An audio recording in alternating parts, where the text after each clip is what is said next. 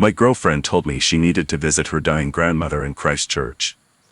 Then I spotted her in the background of a stranger's Instagram reel at a rooftop bar in Queenstown, slow dancing with the man she swore she'd never speak to again. I liked the reel. Then I forwarded it to his fiancée with every screenshot I'd been collecting for the past 72 hours. What happened next burned down 4 lives and rebuilt 2. I'm 29. I work in civil engineering in Auckland. Up until a month ago, I thought I had a pretty decent life sorted. Megan and I had been together just over 2 years. She moved into my flat in Grey Lynn about 10 months back. We had a cat named Benson. We'd just put a deposit down on a holiday box in Raglan for New Year's. Normal stuff. Happy stuff. Then one Wednesday evening she came home from work looking like she'd been crying in the car. I made her a cup of tea, sat her down, asked what was wrong. "It's Nan," she said. "She's taken a bad turn. Mom says it could be weeks, could be days. I need to go down to Christchurch and be with her. I don't know how long." Of course I understood. I offered to come with her. She said no, it was a family thing, her mom was already stressed, extra people would make it harder. She'd rather I stayed and looked after Benson and kept things running at home. "Are you sure? I can take leave. Honestly, it's better if I go alone. And maybe we could do a bit of a no-contact thing while I'm there. I just need to be fully present with Nam without distractions. Is that okay?" It stung, but I told myself I was being selfish for even feeling that way. Her grandmother was dying. This wasn't about me. I drove her to the airport the next morning. Kissed her goodbye at the drop-off zone. She squeezed my hand and said, "I love you. I'll be back before you know it." 5 days of silence. I sent one text on day 3 just saying I was thinking of her and hoped Nan was comfortable. No reply. Respecting the boundary, like she asked. Then my maid Ash sent me a link on Saturday night. No message, just the link and 3 question marks. It was an Instagram reel from some hospitality account promoting a bar called Altitude in Queenstown. One of those slick 30-second clips with drone shots of the Remarkables, champagne towers, people dancing. And there, 16 seconds in, clear as day in the background, was Megan. In a silver dress I'd never seen before. Dancing with a bloke whose hand was on her lower back. I knew that bloke. That was Liam Ashcroft. Liam was her ex from university. The one who, according to Megan, was a manipulative narcissist who'd cheated on her with 2 different women during their final year. The one she said she'd blocked on everything. The one whose name made her jaw tighten whenever it came up. "He's dead to me," she told me early on. "Don't ever worry about him." I watched that reel 14 times. Paused it, zoomed in, screenshotted. It was them. No question. Here's the thing about Megan. She's not great with technology. When she moved in, she asked me to help her set up cloud backups for her photos because she kept running out of phone storage. I set up a shared Google Photos account. She had her own folder, I had mine, but the automatic backup dumped everything into one stream unless you changed the settings. She never changed the settings.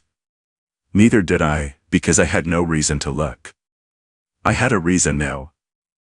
I opened Google Photos on my laptop and scrolled through the recent uploads. My stomach dropped so hard I thought I was going to be sick. Queenstown. Every photo. Liam in a hotel room with mountain views. Liam and Megan at a winery, his arm around her shoulders. Megan kissing his cheek on a jet boat. A selfie of them in bed, morning light, her wearing his shirt. The timestamp on the first photo was the evening before she told me about Nan. This wasn't grief. This wasn't a family emergency. This was a planned holiday with her ex-boyfriend, and she'd rehearsed the lie before she even packed her bag. I sat in the dark in our lounge for about an hour. Benson climbed into my lap. I didn't cry. I just felt this cold, clear thing settle over me. Not rage. Something quieter and more deliberate. Then I remembered something. Liam Ashcroft wasn't single. He'd gotten engaged 8 months ago to a woman named Sophie Whitaker. I knew this because Megan had mentioned it at the time, rolling her eyes. Good luck to her, she'd said. She'll need it. Sophie was a pediatric nurse at Starship Hospital. She ran a small blog about meal prepping for shift workers. Seemed like a genuinely lovely person from the 30 seconds I spent finding her profile. I wrote her a message. Kept it simple. Hi Sophie. I'm sorry to contact you like this. My name's not important, but I think you should see these photos. They're from this weekend in Queenstown. I'm sorry. I attached 12 photos with timestamps. Then I sat back and waited. Update 1. I sent that message at 9:15 on a Saturday night. By 9:40, Sophie had seen it. By 9:50, she'd changed her Facebook status from engaged to single. By 10:20, she'd posted a carousel on Instagram. The first image was the winery photo of Liam and Megan. The second was a screenshot of Liam's text to her from that same morning. Conference is going well, babe. Miss you. Home Tuesday. The third was a photo of the engagement ring sitting on a bathroom counter with the caption, apparently his dental conference had better views than I expected. More in the comments if you want the full story. It went nuclear overnight. By Sunday morning it had 47,000 likes. A New Zealand gossip account reposted it. Then a relationship drama page with 3 million followers picked it up. The comments were ruthless. Not the pediatric nurse teaching us all a lesson in surgery. The audacity of texting "miss you babe" while your ex is wearing your shirt. Wait, does her boyfriend know? Someone find him. That last one. That one made my phone start buzzing with messages from people I hadn't spoken to in years. Mates from uni, old colleagues, Megan's cousin who I'd met exactly once at a barbecue. Everyone sending me the same post.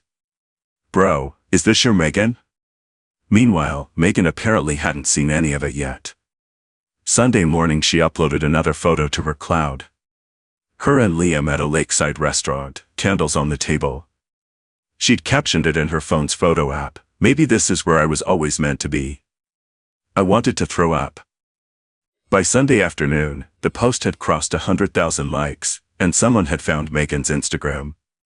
Her most recent public post, from 2 months ago, was a photo of us at a friend's wedding. The comment section became a bloodbath. "Girl, your man is looking for you and your nan is looking for an Oscar." Not the fake funeral excuse while the boyfriend waters her plants at home. "Someone tell Benson the cat he deserves better parents." She went private within the hour. Then deleted her account entirely. My phone exploded. 22 missed calls from Megan. 9 from her best friend Jess. 5 from numbers I didn't know. I let every single one ring out. The first voicemail from Megan, "What the hell did you do? Call me back right now." The fourth, "You had absolutely no right to send those photos to Sophie. This is none of your business." The seventh, "Please, just pick up. It's not what it looks like. I can explain everything." It was exactly what it looked like. There was nothing to explain. But the best part was Sophie. She posted a follow-up. A screen recording of Liam's location sharing, which he'd apparently forgotten was still active on her phone. It showed him pinned at a hotel in Queenstown the entire time he was supposed to be at a dental conference in Wellington. Then she posted the joint credit card statement. 3 nights at a luxury lodge. Couples massage. A jewelry store purchase that wasn't for her. Then she posted a video of herself at Auckland Airport, holding a brown envelope, waiting at arrivals. The caption, "Welcome home, darling." She served him with legal papers right there at the baggage carousel. The video got 2 million views in 48 hours. Update 2. Megan came back to Auckland on Monday. She let herself into the flat at 6 in the morning. I'd already changed the locks, but she still had the building fob for the main entrance, so she buzzed until I came down. "We need to talk." "No, we don't." I've put your things in boxes in the garage. Leave your fob and your key with the building manager. You can't just throw me out. You told me you were visiting your dying grandmother. Your grandmother is alive and well and playing lawn bowls in Miravalli. I checked. I called the retirement village. She went white. You went through my photos. They were on our shared account. The one you asked me to set up. That's a violation of my privacy. No, that's a shared cloud with automatic backup that you never changed the settings on. And even if it wasn't, the reel from that bar was public. 47,000 people saw you before I did. She started crying. The ugly, heaving kind. Part of me almost felt something, but then I remembered that photo caption. Maybe this is where I was always meant to be. Where am I supposed to go? She said. Ask Jess. Or ask Liam. Or ask your grandmother, since apparently she's not dying after all. She left.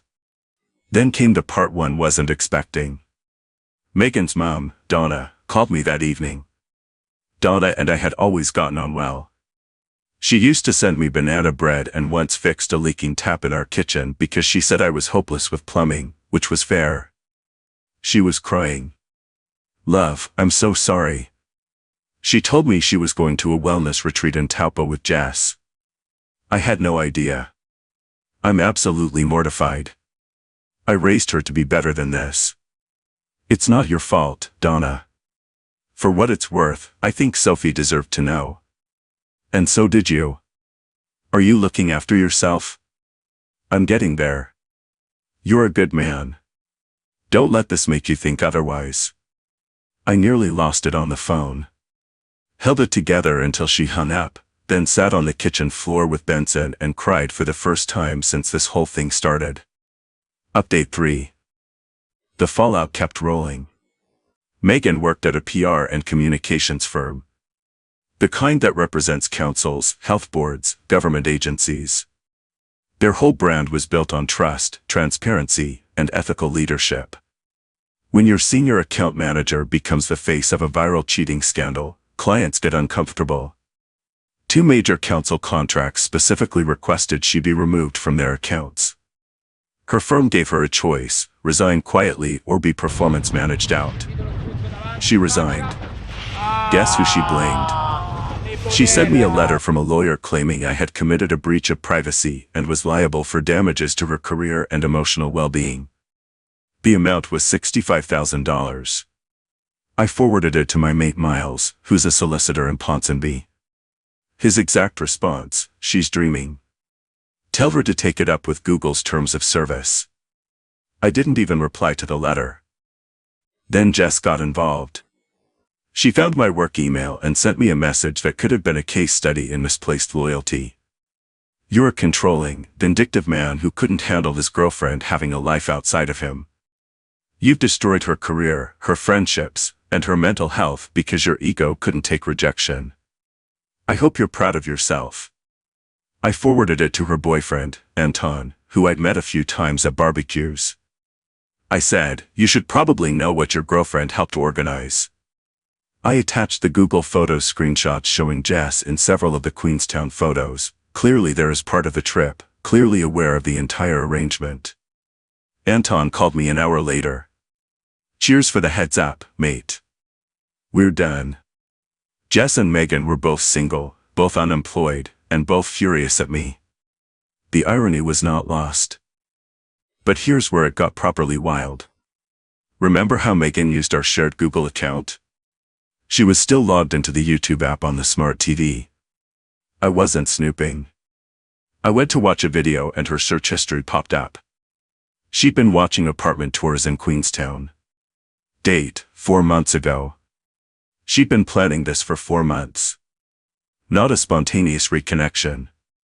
A calculated, months-long deception while she lived in my flat, ate meals I cooked, slept in my bed, and let me cover her share of the power bill because she said money was tight. The YouTube history also showed she'd been watching videos about how to ask your partner for a break without making them suspicious. She'd literally Googled the script. I logged her out of everything. Changed every password. Sat down with a beer and stared at the wall for about 20 minutes. Then karma arrived gift-wrapped. Sophie's lawyer subpoenaed Megan as a witness in the separation proceedings. Under New Zealand law, relationship property division can be influenced by the circumstances of the breakup, and Sophie's legal team wanted Megan's testimony about the timeline of the affair. Megan called me screaming, "I have to give evidence because of you." "No, you have to give evidence because you slept with someone else's partner. They want my messages, my photos, everything. Should have thought about that before. Can't you tell Sophie to leave me alone?" "Why would I do that?" "Because you owe me that much." "I don't owe you anything. You lied about your grandmother dying to go on holiday with your ex." She hung up. Liam tried to contact me too. Found me on LinkedIn. "Mate, that was a dog act. You've cost me my engagement and probably my house. You cost yourself your engagement when you took your ex-girlfriend to Queenstown while your fiancé thought you were at a conference. It's complicated. You wouldn't get it. It's not complicated at all. You're a cheat and she caught you. The only thing I did was make sure the right person saw the truth." He threatened legal action. His lawyer told him he had nothing. Blocked. But the person who made all of this worthwhile was Sophie. She sent me a message a few weeks later. "I know this was hard for you too. Thank you for being honest with me. My lawyer says the evidence makes everything straightforward. I'm getting the apartment in Coda." Coda was their dog. Good. She deserved Coda. Final update. It's been about 10 weeks now. Time to close the book. The legal threats from Megan evaporated. Her lawyer dropped her when she couldn't pay. Liam's bluster came to nothing. Sophie's separation went through cleanly. She kept the apartment, the car, and started a blog called Starting Over at 30 about rebuilding your life after betrayal. It's honest and raw, and she's got a proper following now. A publisher approached her about a book. Good on her. She earned it. Megan's career in PR never recovered. Auckland's industry is small, and everybody knows everybody. Last I heard she moved back to her parents' place in Timaru to work at a recruitment agency. But before she left, she tried one last stunt. She started posting long threads on Twitter about how I'd surveilled her, controlled her, and violated her digital autonomy. She left out the part where she'd voluntarily shared the Google account, lied about her grandmother being terminally ill, and spent 4 months planning an affair. Donna commented on one of the threads. "Megan, stop this. You made choices. Own them. This is embarrassing for the whole family." Her own mother. Megan deleted everything within the hour. As for me, I'm alright. Better than alright, actually. Went to counseling for a few weeks, which helped more than I expected. Turns out discovering your partner's been lying to you for months does a number on your ability to trust anyone. But it gets easier. I repainted the bedroom. Adopted a second cat, a ginger Tom called Angus, and Benson tolerates him about 60% of the time. Got a pay rise at work. Started seeing someone new. Her name's Isla. We met at a quiz night in Kingsland. Funny story, she'd actually seen Sophie's original post and recognized me when a mutual friend introduced us. I braced myself, but she just laughed and said, "Oh, so you're the one who actually did the right thing. That's refreshing." Saves me having to do the whole "where do you stand on cheating" conversation. She's good people. Last week, I got a text from a number I didn't recognize. "This is Megan. I know you probably don't want to hear from me, and that's fair. I just wanted you to know I'm in therapy and I'm starting to understand why I did what I did." Liam dropped me the moment his separation was finalized. He's already seeing someone new. I threw away everything for a person who never actually wanted me. I'm sorry. You deserved so much better than what I gave you. I didn't respond. There wasn't anything left to say. But for the first time in 10 weeks, I felt something unclench in my chest. Not forgiveness exactly. More like permission to stop carrying it. The thing about this whole mess is that if she'd just been straight with me, it would have hurt, but I would have handled it. Break up with me, tell me you've still got feelings for your ex, walk away clean. It would have been awful for a while and then it would have been fine. Instead, she invented a dying grandmother, rehearsed a script she found on YouTube, and burned down every relationship she had to protect a lie that lasted 3 weeks. She built her own fire and then blamed everyone else for the smoke. But I learned something I'll carry with me. When someone's actions and their words don't match, trust the actions. Every time. Words are easy. Behavior is the truth. And for the love of God, check your shared cloud settings. Oh, one last thing. Liam apparently tried to follow Isla on Instagram last week. She screenshot it, posted it to her story with the caption, "Mate, you've got the wrong girl again," and tagged Sophie, who reposted it with a row of laughing emojis and the words, "Some people never learn." The internet remains undefeated. I'm done with this chapter. Time to move forward. Cheers to everyone who stuck with this absolute train wreck of a story. May your relationships be honest, your grandmothers be healthy, and your cloud storage be your own. I still think about the night I sat on the kitchen floor with Benson in my lap, staring at nothing. That was the lowest point. Not the discovery itself, not the photos or the timestamps, but the moment I realized that every single evening I'd spent with Megan over the past 4 months had been built on something hollow. Every dinner, every quiet night on the couch, every time she squeezed my hand and said everything was fine. All of it was a performance, and I'd been the only one in the audience who didn't know the script had already been written. What strikes me now, looking back with a bit of distance, is how everything that happened to Megan and Liam wasn't punishment from the outside. It was consequence from the inside. Nobody did anything to them. Sophie didn't ruin Liam's life. I didn't destroy Megan's career. All I did was share the truth with the one person who had a right to see it. Everything that collapsed after that, the viral posts, the job loss, the legal mess, all of that fell because the foundation was rotten. You can build the most impressive-looking house in the world, but if the piles are cracked, one good shake and the whole thing comes down. Megan and Liam built their little fantasy on lies told to the people closest to them, and the shake came when the truth got out. That's not revenge. That's just physics. I've been thinking a lot about what separates the people who came out of this okay from the people who didn't. And I reckon it comes down to 3 things, though I wouldn't have been able to name them at the time. The first is character. Doing the right thing when it costs you something. Sophie could have kept Liam's affair quiet, protected her pride, handled it privately. Instead she chose honesty, even when it was humiliating. Donna could have sided with her daughter. Instead she told the truth and held Megan accountable, which must have been one of the hardest things she's ever done. And I'd like to think I got this one right too. Not because I was brave, but because the alternative, knowing the truth and saying nothing to Sophie, would have made me complicit in someone else's deception. That's not who I want to be. The second is good judgment. Knowing what matters and acting on it, not reacting blindly. When I found those photos, my first instinct was rage.